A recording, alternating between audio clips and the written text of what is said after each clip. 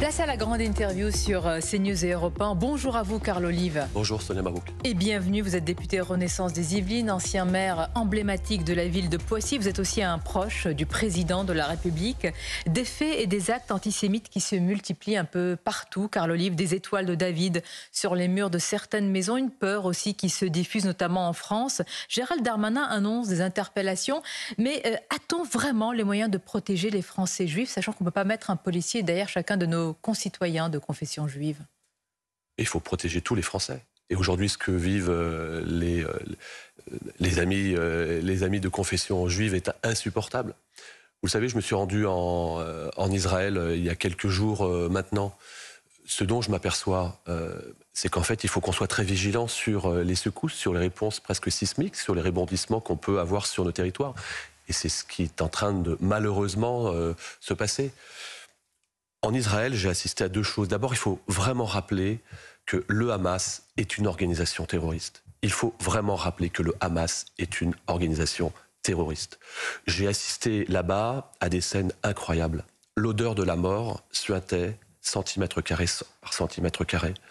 On a discuté avec des familles d'otages, avec des familles de victimes, avec des rescapés, avec des directeurs d'hôpitaux. Et puis, je vais vous le dire, Sonia Mabrouk, je pense que le salut d'Israël viendra de sa jeunesse.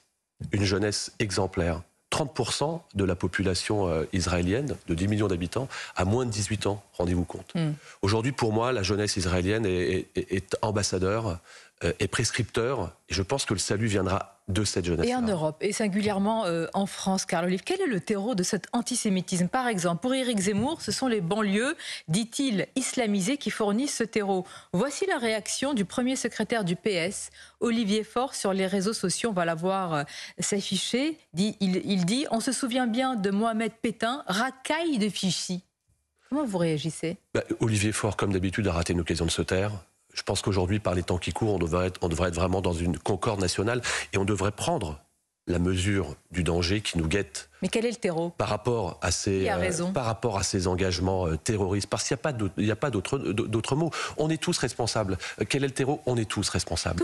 Oui, on est tous responsables. Oui, on est tous responsables. De la montée de l'antisémitisme. On est tous responsables. Ceux qui ont dénoncé, Carl Olive, depuis des années, cette montée de l'antisémitisme. Mais je vais vous dire, on est tous responsables. On a un devoir, c'est de passer du temps sur le terrain, c'est de passer du temps dans les quartiers. Au retour de mon périple en Israël avec les collègues parlementaires, nous avons organisé un déjeuner avec les cultes, l'ensemble des cultes. Il faut aller discuter avec l'ensemble des cultes. C'est encore la discussion, l'explication aujourd'hui qui va permettre de faire reculer cet antisémitisme qui s'installe et s'incruse. Il faut aller discuter. Il faut aller discuter. Et derrière, c'est rappeler qu'à un moment donné, on est dans le jeu ou en dehors du jeu. Et quand on est en dehors du jeu, il faut avoir la main ferme. C'est ce qui nous manque. La relation avec l'autorité de l'État, elle doit être imposée. C'est intéressant, vous parlez, Carl Olive, de fermeté. Mais par exemple, quand des manifestations sont interdites, elles se tiennent. Alors elle est où l'autorité? Elle est où la fermeté dans ce cas-là? Et vous avez raison. Et vous avez raison. Qu'est-ce qu'on fait? Eh bien, vous avez raison. Et je pense qu'on va parler tout à l'heure de la loi immigration. Il faut qu'elle aille dans ce sens-là. Et je vais vous dire, pardon de le dire, mais la France insoumise, elle a une grosse responsabilité par rapport à cela. La France insoumise qui dit la police tue, ça va raviver la haine dans les quartiers. La France insoumise qui nous dit que les chefs d'entreprise sont des salopards, c'est inadmissible. Ce sont des créateurs de richesses, ce sont des pourvoyeurs d'emplois. La France insoumise qui est incapable de qualifier le Hamas comme terroriste, c'est une faute impardonnable. Et je vais vous le dire. Et je vais vous le dire. Je vais vous le dire, Jean-Luc Mélenchon est un danger pour la société. C'est un danger pour la société. Un danger. Il devrait être, je vais vous le dire. Pour la société? Il devrait être fiché S. Il est bien plus dangereux, Jean-Luc Mélenchon, qu'un certain nombre de fiches S dans notre société. Oui, c'est un danger, parce que attiser la haine, aujourd'hui, les quartiers, c'est comme une cocotte minute. Monsieur Carl Olive, Jean-Luc Mélenchon, responsable politique, qui s'est présenté au présidentiel, fiché S, pourquoi? Pour quel motif? Devrait être fiché S, pour attiser la haine. On a un parti, la France Insoumise, qui ne cesse d'attiser la haine. À juste titre, Sonia Mabrouk, vous prenez l'exemple des manifestations. Une manifestation interdite, où vous voyez des musiciens de l'orchestre de M. Mélenchon arborant leur écharpe bleu-blanc-rouge, l'écharpe d'élus de la nation, d'élus de la République. C'est interdit. Mais quelle image on renvoie ensuite par rapport justement à la relation à l'autorité de l'État? Derrière, il ne faut pas se plaindre qu'on ait des sujets contre les policiers, contre les pompiers, contre les enseignants, contre les élus. Tout commence là. Vous savez que vous allez faire beaucoup réagir, hein, qu'un leader quand même d'un parti soit aujourd'hui considéré comme un danger pour la société et qu'il faille le ficher S, comme vous dites, car dire que vous le mettez au banc non plus de l'arc républicain, mais quasiment de la société en le disant. Je pense que la France insoumise Jean-Luc Mélenchon est un danger pour la société. Il suffit entre guillemets, de se promener dans les quartiers comme je le fais très régulièrement. 10 mensonges n'entraînent pas une vérité. Et pourtant, c'est ce qui crée vraiment une fracture dans cette société.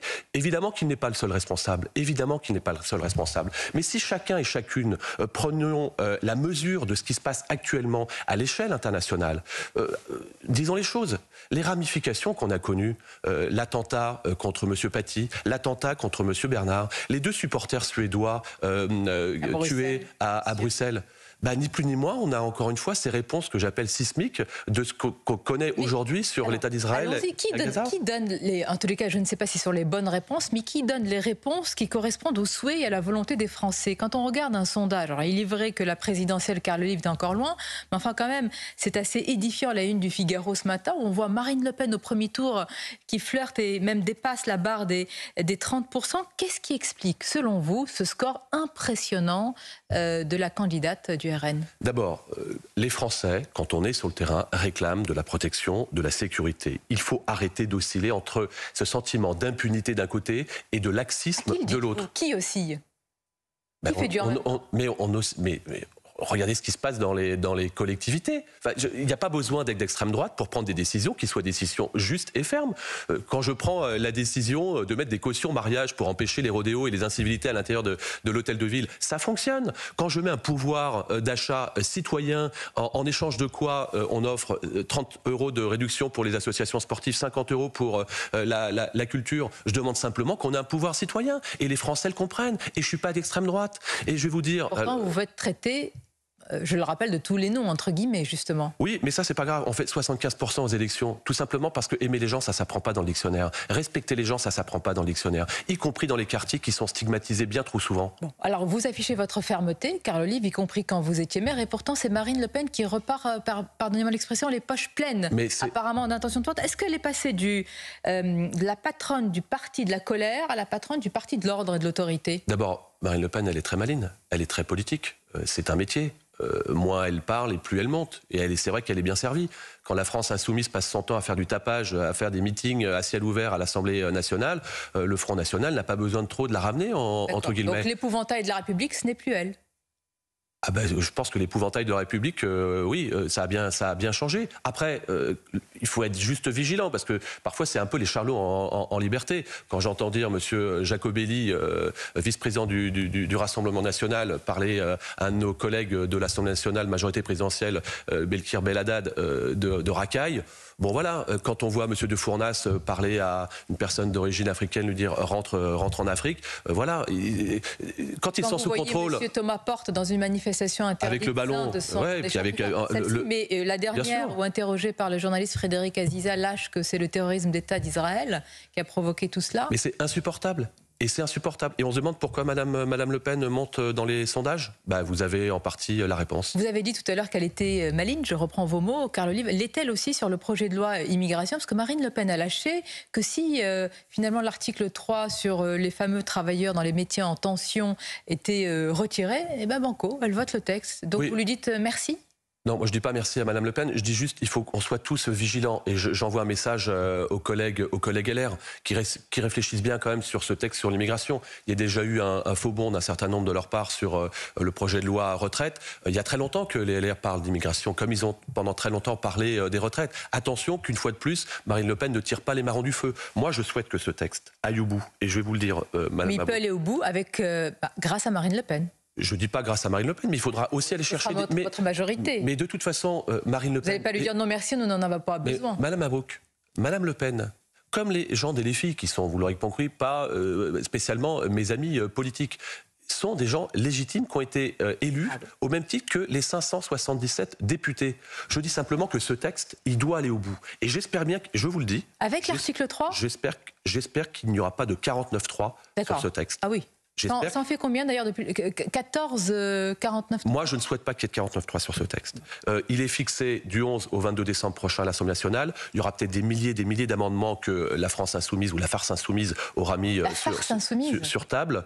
S'il faut aller reprendre les textes au mois de janvier, je souhaite qu'on aille prendre les textes. Précisément, il faut qu'il y ait cet article 3 ou alors il peut être retiré, passé à travers une circulaire. Je vais vous dire, c'est une vaste hypocrisie. Parce que c'est une vaste hypocrisie, l'article 3. Et quand les métiers en tension, faire comme s'il n'y avait pas de métiers en tension, comme s'il n'y avait pas de besoin de main-d'œuvre sur les métiers en tension. On parle presque d'immigration choisie. Et d'ailleurs, il y a beaucoup de gens, pardonnez-moi, Madame Mabrouk, il y a beaucoup de gens qui parlent de ce projet de loi, qui n'ont pas lu le projet de loi. L'article 3, c'est une expérimentation qui court jusqu'en 2026. Pour certains, c'est un appel d'air. Ça n'empêche que c'est une expérimentation, ce n'est ni plus ni moins qu'une expérimentation. Si c'est une expérimentation, suivons votre argumentaire, il y a des voix dissonantes jusque dans votre majorité. Hier, dans le Figaro, la députée Horizon et vice-présidente de l'Assemblée, Naïma Mouchou, dit qu'il n'y a rien d'évident à considérer que le maintien irrégulier de travailleurs clandestins sur le territoire pourrait ouvrir des droits.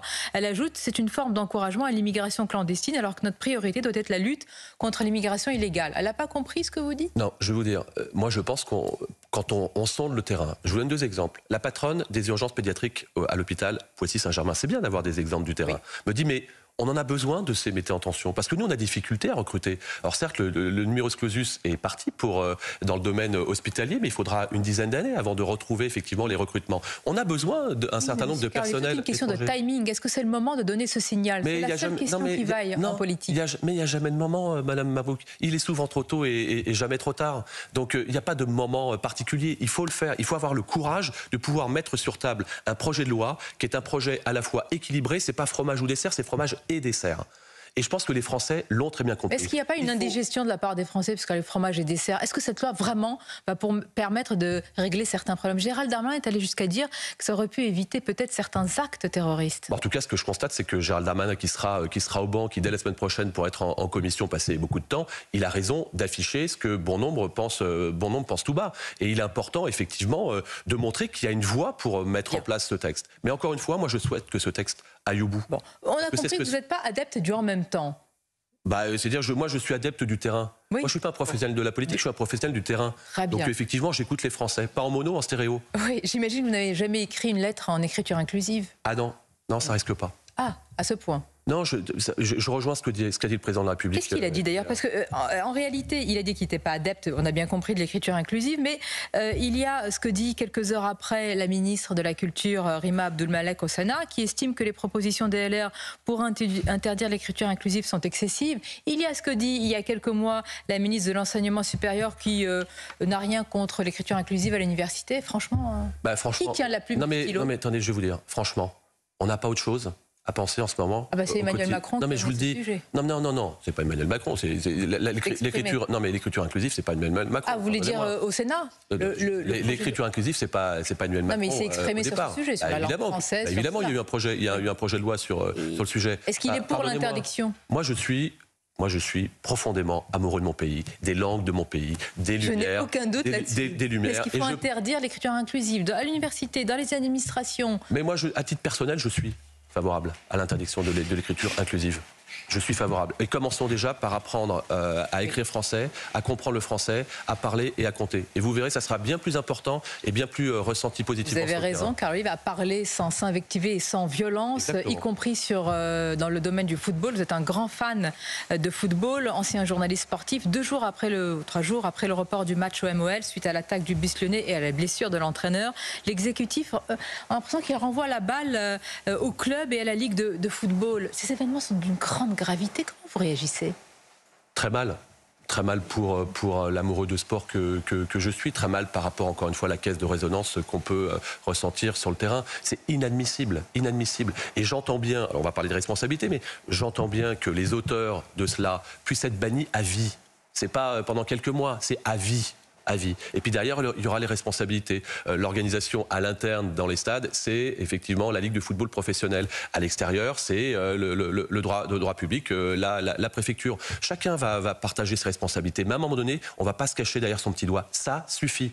Ce qui est possible de faire au niveau du rugby, et d'ailleurs saluons cette magnifique Coupe du Monde de rugby, où il n'y a pas eu de sujet de sécurité et d'insécurité. Bravo aux services de sécurité, au ministère de l'Intérieur et à toutes ces équipes. Mais j'aimerais qu'on soit on va avoir les Jeux Olympiques et Paralympiques. Voyez l'image que ça renvoie. On a des colère. Oui, je suis très en colère parce que c'est pas ça le sport. Il y a des gens, des jeunes qui nous regardent, Madame Mabrouk. C'est pas ça qu'ils veulent. Les gens qui ont fait des kilomètres et des centaines de kilomètres pour aller au Vélodrome, parfois pour la première fois, se voir privé d'une rencontre, c'est terrible. Oui. Et les supporters de Marseille, c'est pas ça. Et c'est comme partout. On a une minorité d'abrutis, de voyous, qui sont vraiment totalement irrationnels pour aller, rendez-vous compte, pour aller caillasser des bus, pour aller blesser des entraîneurs. Si c'est un joueur, on se pose même pas la question. Mais enfin, c'est terrible. Donc plein soutien évidemment au club de Lyon. Et je veux dire aussi que les supporters lyonnais qui brandissent des gestes hitlériens dans les stades n'ont pas non plus lieu d'être, et que y compris ces personnes-là, doivent être radiées à vie. Ça passe aussi par la responsabilité des clubs et la responsabilité des clubs de supporters. Radiation donc définitive. Merci Carl Olive, c'était votre grande interview ce matin. Bonne journée et à bientôt. Merci. Madame Mabrouk.